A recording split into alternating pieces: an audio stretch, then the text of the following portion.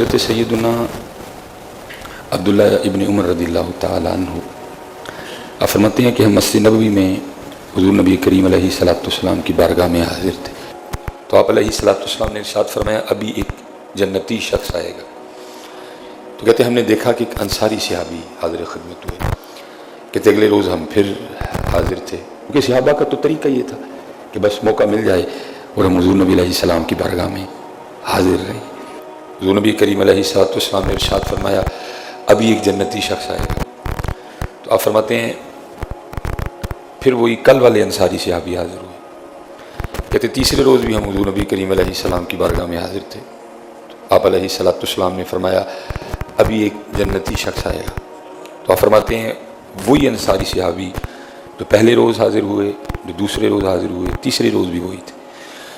تو آپ فرماتے ہیں میرے دل میں خیال آیا کیا شانوں والی شخصیت ہے، 3 بار اللہ کے رسول علیہ السلام نے جنتی ارشاد فرمایا ہے۔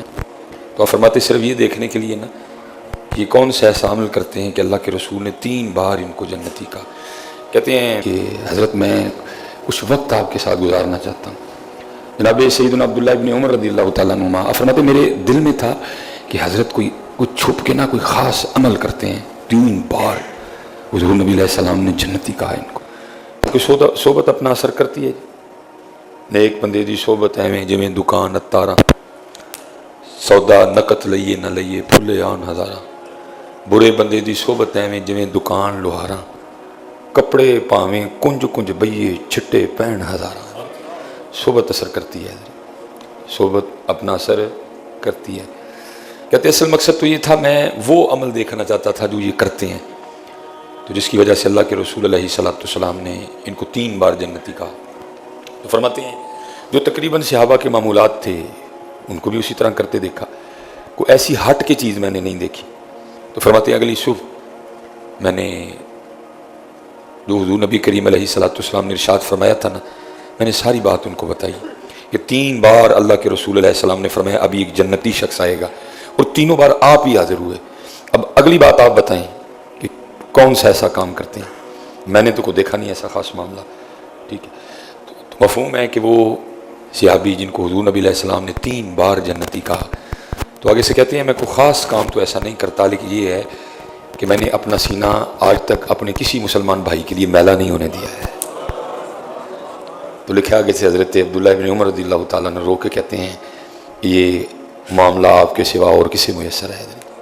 آج حضرت بہت کچھ ہے، پاک بہت بڑی ہے، داڑھی بھی ہے، حج بھی ہے، عمرے بھی رج رج کے ہیں، محفلیں بھی ٹکا کے دبا کے ہیں، لیکن دکھ کی بات یہ ہے کہ آج میرے معاشرے کو سینے کی صفائی میسر نہیں ہے۔ آج میرے معاشرے کو سینے کی صفائی، میرے سینے میں آج حسد کا راج ہے۔ میرے محبوب فرماتے ہیں کہ حسد نیکیوں کو اس طرح کھا جاتا ہے جیسے آگ لکڑی کو کھا جاتی ہے۔ آج ہمیں سینے کی صفائی میسر نہیں ہے، آج ہمارے سینے میں بغض کے ڈیرے ہیں۔ اور دکھ کی بات یہ ہے کہ پھر سب سے بڑی زیادتی یہ ہے کہ ہمارے مزاج کے سے ہٹ کے کو بات امیر رشتہ دار سے ہو جائے نا، پھر ہمارا مزاج اور ہے، اور اگر یہی بات کسی غریب رشتہ دار سے ہو جائے تو پھر ہمارا مزاج اور ہے۔ اگر ہمارے مزاج کے خلاف امیر رشتہ دار کر دے نا، نہیں تاڑے نہ سی ناراض ہو سکنے ہیں، وہ ناراض نہیں ہو سکتے تو ہمارے رشتہ دار کو معافی نہیں مل سکتی۔ یہ اس سے اوپر ایک اور ظلم ہے۔ سینہ میلا ہونا تو ایک برائی ہے نا، اس سے بڑی برائی یہ ہے کہ اگر امیر رشتہ دار غلطی کرے، میرے مزاج سے ہٹ کے کچھ کرے، یا جو میں چاہتا تھا یا جو میں چاہتا تھا ہو نہ ہو، اس کے لیے فیصلہ اور ہے، اس کے لیے معاملہ اور ہے۔ اور اگر یہی معاملہ کسی غریب رشتہ دار سے ہو تو پھر اس کے لیے معاملہ اور نہیں۔ یار آؤ اب کسی کے لیے نہیں جی، اللہ اور اللہ کے رسول کے لیے اپنے سینے صاف کریں۔ حضرت چہرہ بھی صاف ہونا چاہیے، لیکن ان کو چہرے سے بھی زیادہ صاف سینے پسند ہے۔ اور دکھ ہے جی، دکھ ہے، یہ شاید 2 بار دکھ کہنے سے میں دکھ ہی دکھ ہے کہ آج ہمیں سینوں کی صفائی میسر نہیں ہے۔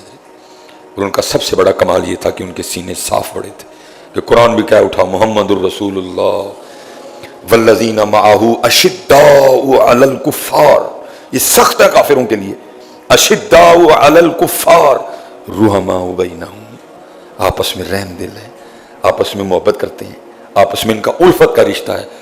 لیکن دکھ کی بات یہ ہے ہم بالکل الٹا ہے، ہم بالکل نہیں ہیں۔ کوشش کریں کہ سینوں کو صفائی میسر آئے. اسی لیے تو میاں محمد بخش صاحب فرماتے ہیں باروں باری پھیر نہ کڑیے ہوں اندر دا کوڑا. اسی باروں باری پھیرنے دیں اندر دا کوڑا نہیں. اور بات بنی ہے اندر کا کوڑا صاف کیے.